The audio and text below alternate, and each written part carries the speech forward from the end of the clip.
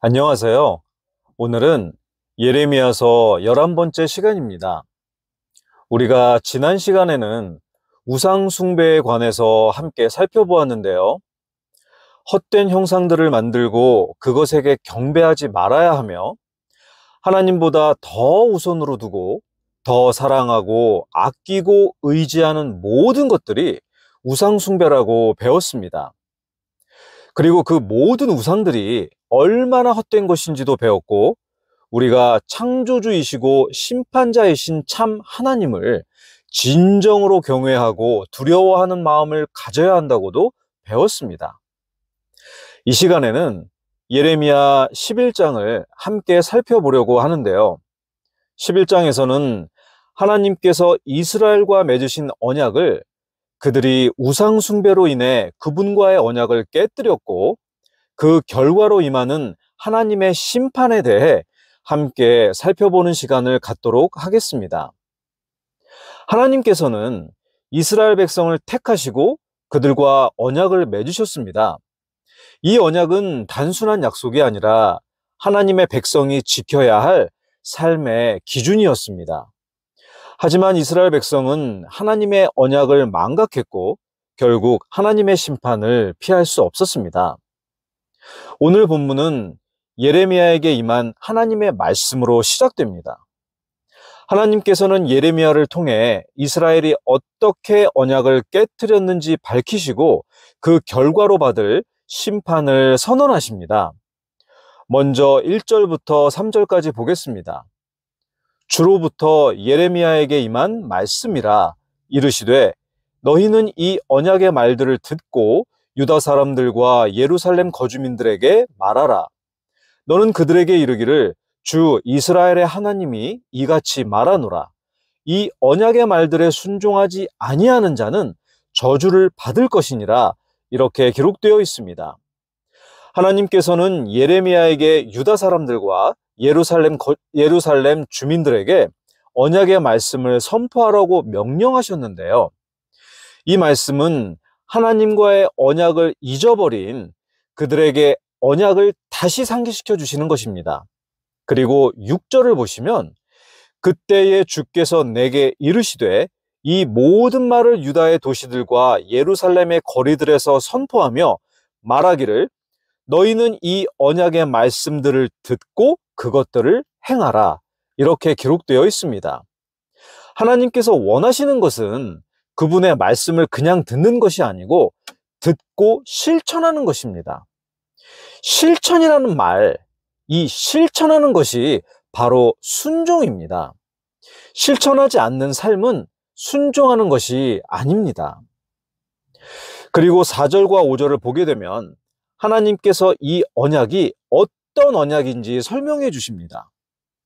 이 언약은 내가 너희 조상들을 이집트 땅 곧 쇠 용광로에서 데리고 나온 날에 그들에게 명령한 것이니라. 곧 내가 이르기를 내 목소리에 순종하고 내가 너희에게 명령하는 모든 것에 따라 그것들을 행하라.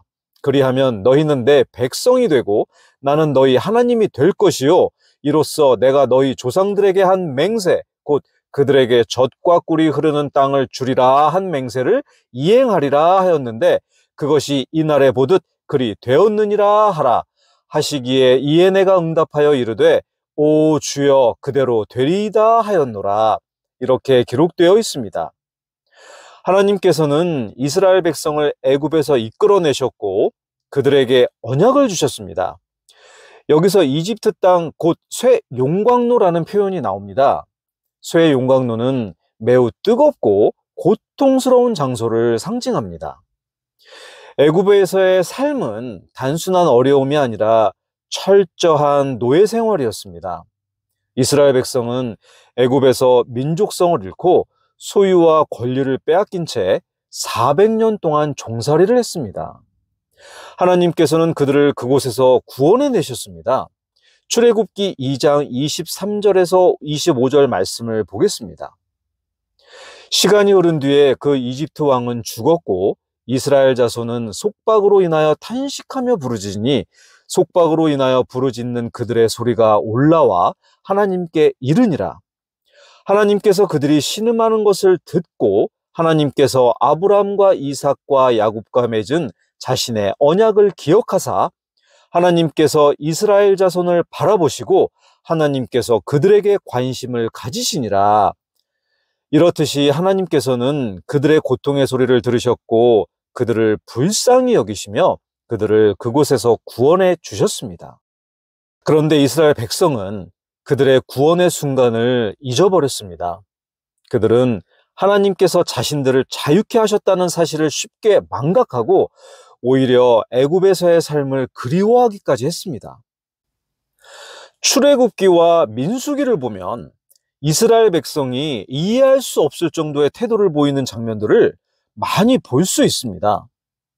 이스라엘 백성은 애굽을 탈출하기 전부터 하나님께서 보여주신 10가지의 엄청난 재앙들을 경험했고, 특히 10번째 재앙인 처음 난 사람이나 짐승, 모든 처음 난 것을 죽이시는 재앙에서 하나님의 말씀에 순종한 사람들만 그 재앙을 피하여 그곳을 나올 수 있었습니다.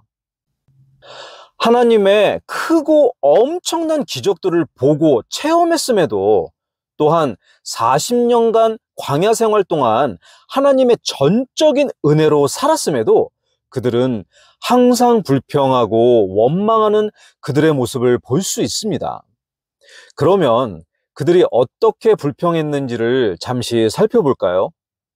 먼저 이스라엘 백성이 하나님의 기적으로 애굽에서 나와 홍해 앞에 섰을 때 그들의 모습을 출애굽기 14장 11절과 12절에서 보겠습니다. 그들이 또 모세에게 이르되 이집트에 무덤이 없어서 당신이 우리를 데리고 나와 광야에서 죽게 하느냐? 어찌하여 당신이 우리를 이집트에서 끌고 나와 이같이 우리를 대하느냐? 우리가 이집트에서 당신에게 고한 말이 이것이 아니더냐? 이르기를 우리를 내버려 두라. 우리가 이집트 사람들을 섬기리라 하였노라. 우리가 이집트 사람들을 섬기는 것이 광야에서 죽는 것보다 나았으리라 하니라. 이렇듯 이스라엘 백성은 홍해 앞에서 애굽 군대가 추격해 오는 것을 보고 두려움에 빠져서 하나님의 능력을 신뢰하지 못하고 애굽에서 차라리 종살이를 계속하는 것이 낫다고 불평합니다. 그 다음에는 출애굽기 15장 22절에서 24절을 보게 되면 홍해를 건넌 후 백성들은 사흘 동안 물을 찾지 못하고 극심한 갈증을 겪습니다. 마라에서 물을 찾았으나 너무 써서 마실 수 없었습니다. 그래서 그들은 우리가 무엇을 마시리요 하며 하나님의 공급하심을 신뢰하지 못하고 즉각적으로 불평합니다. 그리고 출애굽기 16장 2절 3절에서는 광야 생활이 계속되면서 식량이 부족해지자 백성들은 하나님의 인도하심을 잊어버리고 과거 종살이하던 때를 그리워하면서 우리가 차라리 이집트 땅에서 고기손 옆에 앉았던 때와 빵을 배불리 먹던 때에 주의 손에 죽었더라면 좋았을 것이라고 말하며 불평합니다. 또 출애굽기 17장 1절에서 3절을 보게 되면 다시 한번 물이 부족한 상황이 발생하는데요. 백성들은 모세에게 직접 대항하며 어찌하여 우리를 목말라 죽게 하느냐 하며 심각하게 불평합니다. 그들은 이전의 경험을 통해 하나님께서 물을 공급하실 것을 믿어야 했지만 여전히 하나님을 믿지 못하고 원망하는 모습을 보였습니다.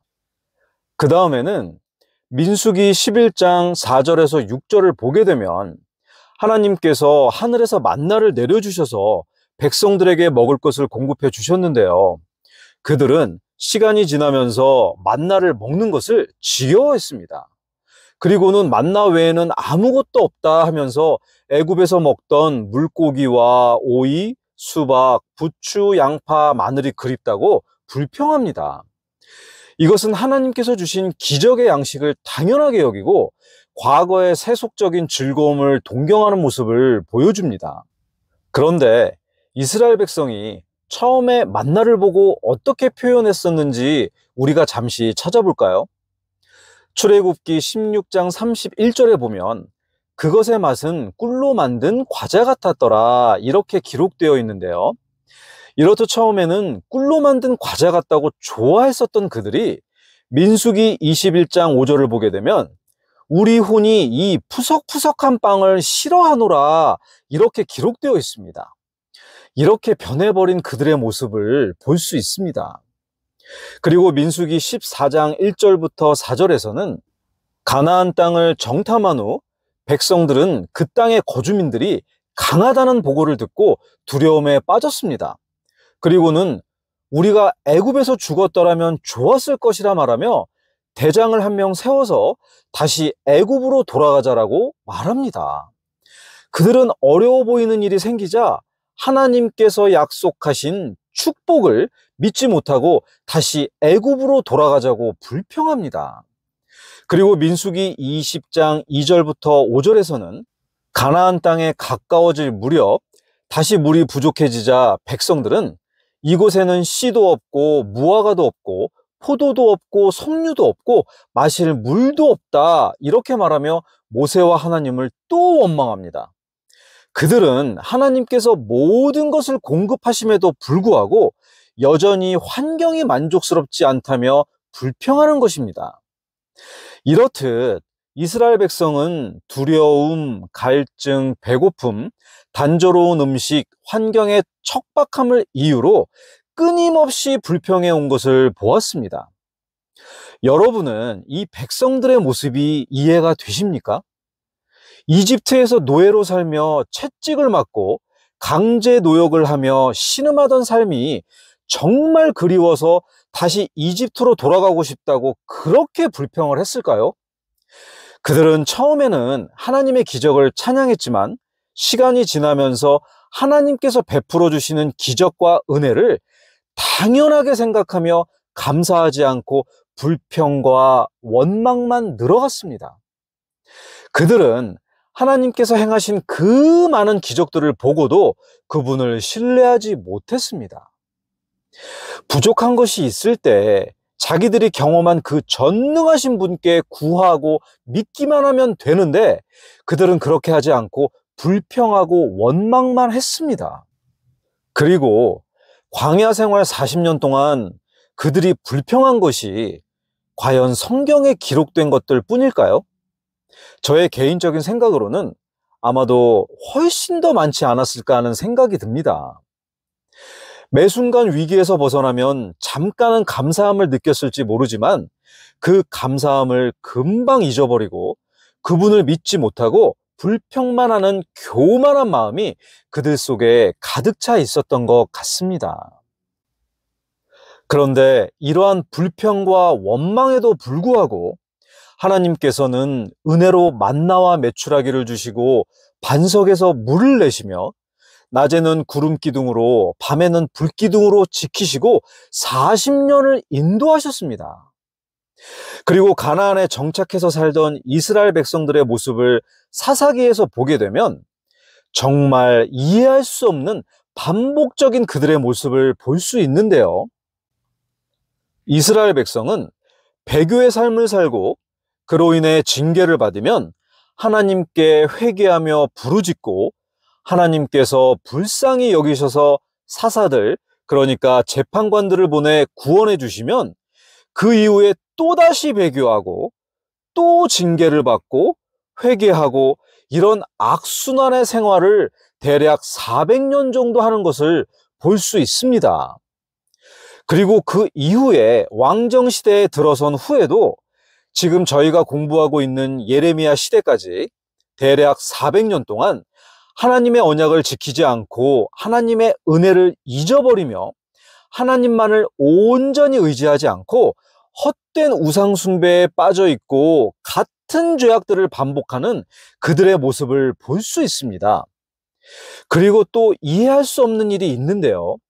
이스라엘 왕들은 율법책을 항상 곁에 두고 묵상해야 했습니다. 신명기 17장 18절 19절을 보게 되면 그가 왕위에 오르거든 이 율법서의 사본을 레위 사람 제사장 앞에서 책에 기록하여 평생토록 자기 옆에 두고 읽어 그의 하나님 여호와 경외하기를 배우며 이 율법의 모든 말과 이 규례를 지켜 행할 것이라 이렇게 기록되어 있습니다. 그런데 열왕기하 22장 8절, 10절, 11절을 보게 되면 대제사장 hil기야가 서기관 사반에게 이르되 내가 주의 집에서 율법책을 발견하였노라 하고 그 책을 사반에게 주니 그가 그것을 읽으니라. 또 서기관 사반이 왕에게 보여주며 이르되 제사장 hil기야가 내게 책을 넘겨주었나이다 하고 왕 앞에서 그 책을 낭독하매 왕이 율법책의 말씀들을 듣고는 자기 옷을 찢으니라. 이렇게 기록되어 있습니다. 유다 왕국이 멸망하기 전에 거의 마지막 왕이라고 할 수 있는 요시야 왕 시대에 이르러서는 율법책조차 없었습니다. 왕은 율법책을 항상 곁에 두고 읽어야 하는데 율법책 자체가 없었던 것입니다. 하나님의 백성들이 그분과의 언약을 망각하고 우상숭배에 빠져서 하나님의 율법책을 잃어버리고 살았던 것입니다. 하나님의 백성들이 이럴 수가 있는 걸까요? 이게 말이 되는 상황입니까? 그런데 이렇게 말이 안 되는 모습들과 악하고 연약한 모습들이 바로 인간의 모습이고 이 모습들이 우리의 모습인 것 같습니다. 심지어 예수님과 함께 했던 제자들도 예수님의 능력을 바로 곁에서 보고도 금방 잊어버리고 걱정하는 모습을 신약 성경에서도 볼 수 있습니다. 예수님의 제자들이 빵 가져오는 것을 잊어서 빵이 한 개밖에 없어서 걱정하는 것을 예수님께서 아시고 이렇게 말씀하십니다. 마가복음 8장 17절에서 21절까지 보겠습니다. 예수님께서 그것을 아시고 그들에게 이르시되 너희가 어찌하여 빵이 없으므로 의논하느냐? 너희가 아직도 알지 못하며 깨닫지 못하느냐? 너희 마음이 아직도 굳어 있느냐? 너희가 눈이 있어도 보지 못하느냐? 귀가 있어도 듣지 못하느냐? 또 기억하지 못하느냐? 내가 빵 5개를 5,000명 가운데서 떼어줄 때에 너희가 조각을 가득히 담아 몇 바구니나 거두었느냐 하시니 그들이 그분께 이르되 12바구니이니이다 하매 또 7개를 4,000명 가운데서 떼어줄 때에 너희가 조각을 가득히 담아 몇 바구니나 거두었느냐 하시니 그들이 이르되 7바구니이니이다 하거늘 그분께서 그들에게 이르시되 어찌 너희가 깨닫지 못하느냐 하시니라. 아멘. 우리도 이렇게 하나님의 은혜를 계속해서 잊어버리고 또 그분께서 주신 은혜를 쏟아버리며 살고 있지는 않나요? 예를 들어서 우리에게 어떤 병이 생기면 하나님께 간절히 매달리며 고쳐달라고 기도하지만 막상 병이 나으면 감사하다고 하면서도 그 감사함을 금방 잊어버립니다. 또 어려운 일이 닥칠 때도 마찬가지입니다. 하나님께 간절히 도와달라고 기도하면 하나님께서 불쌍히 여기시고 해결해 주십니다. 그러면 그 순간에는 감사하다고 하지만 시간이 지나면 또다시 하나님의 은혜와 능력을 잊어버리고 살아갑니다. 그러다 또 다른 어려움이 찾아오면 하나님을 온전히 의지하지 못한 채 걱정하고 고민하며 낙담하고 속상해합니다. 결국 하나님께서 베푸신 무한한 능력과 크신 은혜를 또 잊어버리고 사는 것입니다. 그리고 우리가 살아가는 모든 것이 하나님의 은혜입니다. 모든 것이 하나님께로부터 오는 것이고 모든 것을 하나님께서 하신 것인데 그것을 내가 했다라고 말하거나 운이 좋아서 된 것이다 또는 다른 이유로 그렇게 되었다라고 말하며 살아갈 때가 있습니다. 이런 모습은 하나님의 은혜를 쏟아버리고 내가 높아지는 교만이며 하나님께서 받으셔야 하는 영광을 내가 받거나 다른 것에게 돌리는 아주 악한 모습입니다. 하나님의 은혜를 잊어버리는 순간 우리는 교만해지고 방종하게 됩니다. 그리고 염려와 두려움이 생깁니다. 우리는 하나님을 믿는다고 하면서도 실상은 하나님의 은혜를 잊고 살 때가 많습니다. 어려움 속에서 하나님께 간절히 기도하며 도움을 구했지만 문제가 해결되면 언제 그랬냐는 듯 하나님을 잊어버립니다. 이것이 바로 이스라엘 백성의 모습이었고 우리의 모습이기도 합니다. 본문으로 돌아와서 이스라엘 백성이 하나님의 은혜와 언약을 망각하고 우상 숭배에 빠져 있을 때 어떤 결과가 찾아왔는지 보겠습니다. 본문 11장 10절과 11절 말씀을 보겠습니다. 그들이 내 말들 듣기를 거부한 자기 선조들의 불법들로 돌아가 다른 신들을 따르고 그들을 섬겼은즉 이스라엘의 집과 유다의 집이 내가 그들의 조상들과 맺은 내 언약을 깨뜨렸도다. 그러므로 주가 이같이 말하노라. 보라, 내가 그들에게 재앙을 내리리니 그들이 능히 그것을 피하지 못하리라. 그들이 내게 부르짖을지라도 내가 그들의 말에 귀를 기울이지 아니하리라. 이렇게 기록되어 있습니다. 그들은 하나님의 말씀을 떠났고 다른 신들을 섬김으로써 그분의 진노를 일으켰습니다. 13절에서 15절까지의 말씀을 보게 되면 하나님의 자녀들인 그들이 우상 숭배를 얼마나 심각하게 하였는지를, 그리고 하나님의 마음이 얼마나 아프신지를 보여줍니다. 그들이 섬긴 우상의 숫자가 도시들의 수와 같고 바알에게 분향하는 제단의 수가 예루살렘 거리들의 수만큼이라고 말씀하십니다. 그리고 하나님께서는 예레미야에게 그들을 위해 기도하지 말라고 하십니다. 또 그들이 자기들의 고난으로 인해 하나님께 부르짖어도 듣지 않으실 것이라고 하십니다. 얼마나 속상하시면 이렇게 말씀하셨을까요? 우리가 7장을 공부할 때에도 하나님께서 예레미야에게 이 백성을 위하여 기도하지 말라고 하셨던 말씀을 보았었는데요. 하나님께서는 사랑이 많으시지만 또한 공의로우신 분이십니다.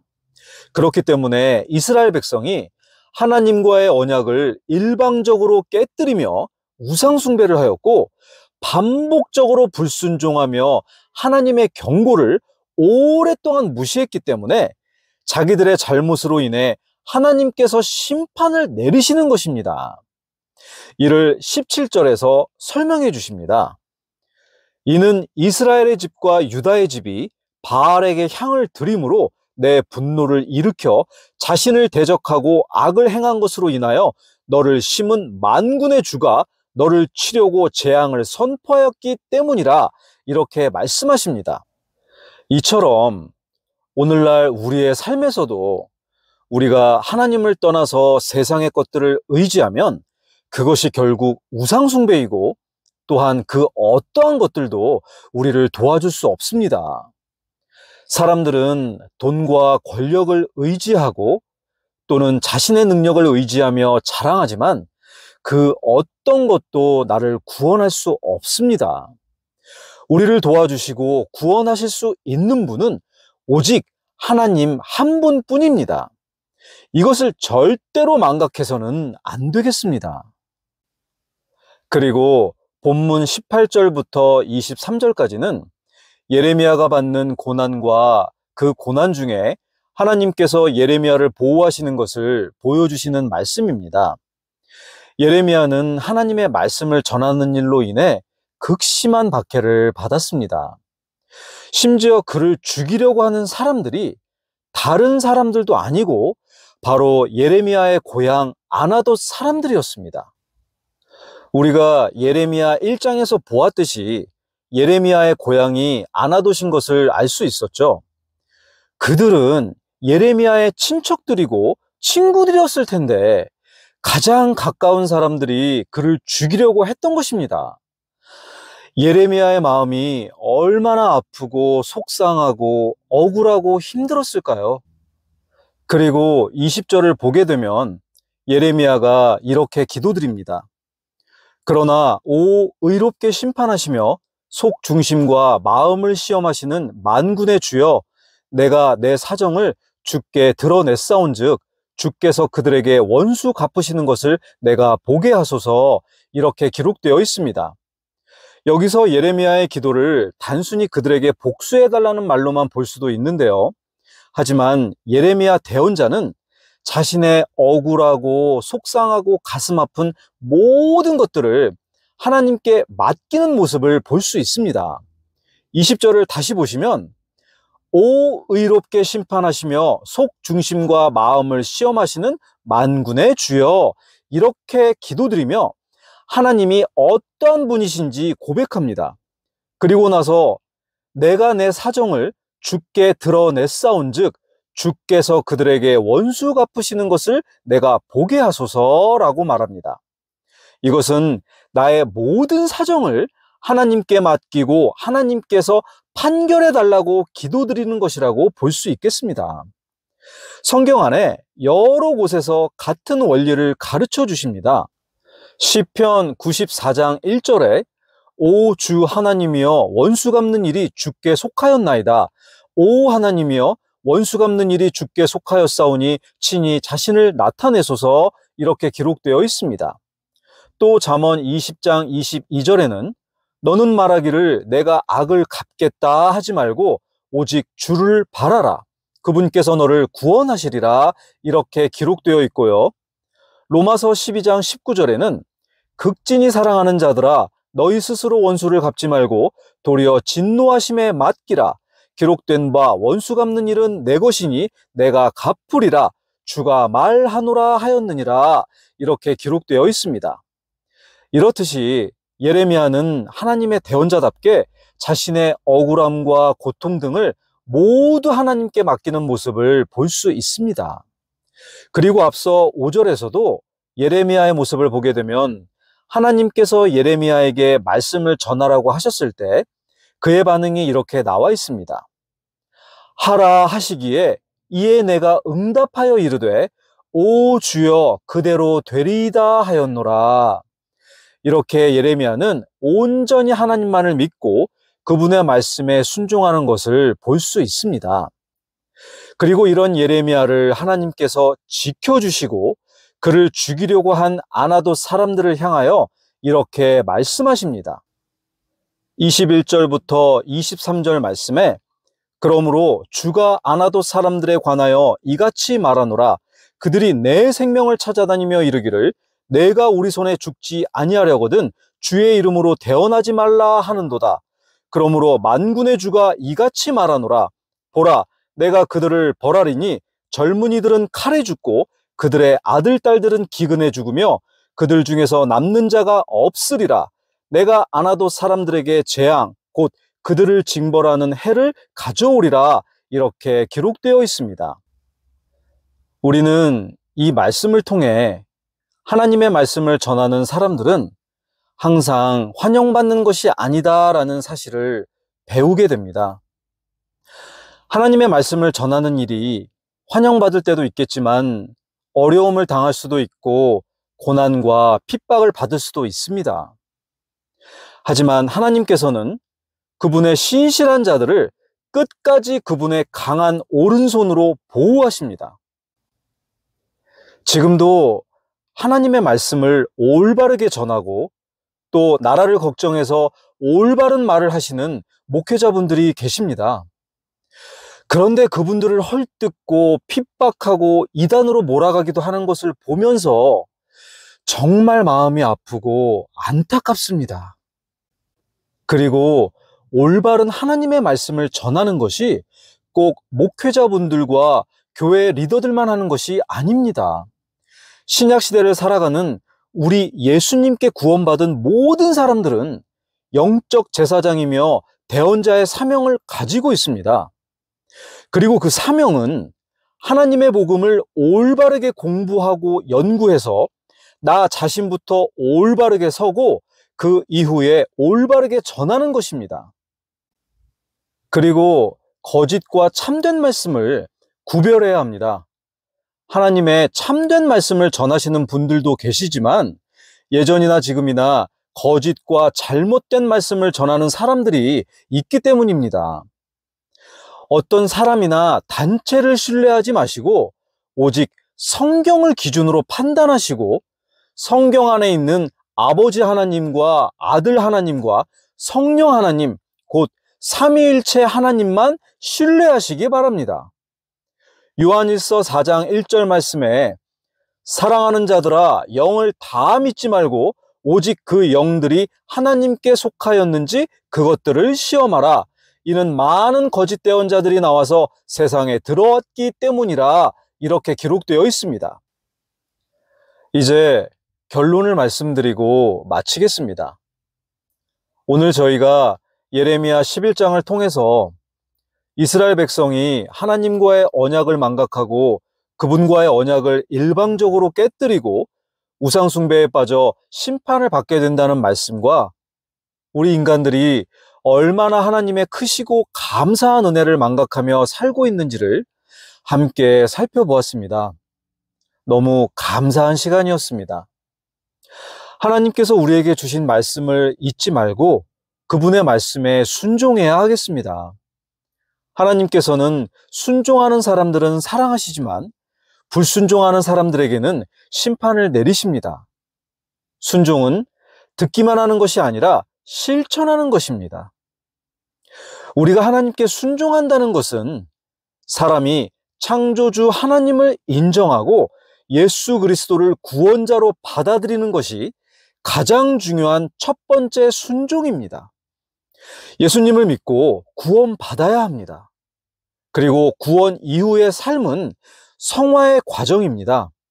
매일 하나님의 말씀에 순종하며 성장해야 합니다. 내 생각보다 하나님의 말씀을 먼저 따라야 하고 예수님의 장성한 분량에 이르도록 성장하는 것이 두 번째로 순종하는 것입니다. 그리고 우리는 하나님을 믿는다고 말하면서도 세상을 사랑하는 이중적인 삶을 사는 경우가 많습니다. 세상을 사랑하지 말라는 말이 세상의 모든 것들을 다 버리라는 말이 아닙니다. 하나님을 대적하고 하나님께서 싫어하시는 것들을 사랑하지 말라는 말입니다. 우리의 신앙이 변질되지 않고 더욱 발전하는 믿음이 되기를 바랍니다. 하나님께서 우리에게 주신 온전한 말씀을 꽉 붙잡고 항상 순종하는 삶을 살아가는 저희 모두 되시기를 소망합니다. 감사합니다.